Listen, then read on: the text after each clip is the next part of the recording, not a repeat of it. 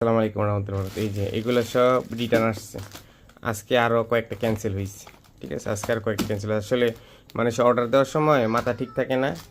ঠিক আছে, তো মনে করেন পরে মাল পাঠিয়ে দিলে, তো কষ্ট মষ্ট করে মালটা পাঠিয়ে দিলে পরে ক্যান্সেল করে দেয়।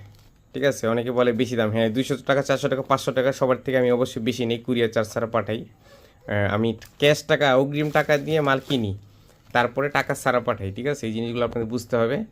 যে এই যে এবং কি দুইজনে আজকে চার্জও দিয়ে রাখছে আমাকে, কুড়িয়ে চার্জ চাই নাই, তারপর উনি সাইডে দিচ্ছে, অথচ পার্সেল ক্যান্সেল করে দিচ্ছে। একটা জিনিস বুঝেন, একটা পার্সেলের কথাই বলি, ধরেন ওটা 3,500 টাকা আমি বিক্রি করছি, 3800 টাকা বিক্রি করছি। আমি মাদারবোর্ডটা কিনছি ধরেন 500 টাকা লাভে, ধরেন না 3200 বা 3300 টাকা কিনছি। কেনার পরে তো আমি এখান থেকে নিছি, সেখান থেকে তো কুরিয়ার চার্জ লাগছে, তাই না? পরে আবার আমি পাঠাইছি, আমি ক্যাশ টাকা দিয়ে কিনছি, সে মাত্র 150 টাকা দিচ্ছে। এখন সে পার্সেল রিসিভ করতেছে না, আমার ফোন রিসিভ করতেছে না, পার্সেলও ফোনও ধরে না, ফোন দিয়ে পার্সেল ক্যান্সেল করে দিচ্ছি। তো এখন বলি টাকাগুলো আটকা রইলো না। তো যার যে মাল লাগে এই জন্য সেগুলো আমি সহজে ম্যানেজ করে দিই না। ঠিক আছে, আমার কাছে যেগুলো আছে আমি এগুলো দিই। ঠিক আছে, আসসালামু আলাইকুম রহমতুল্লাহ।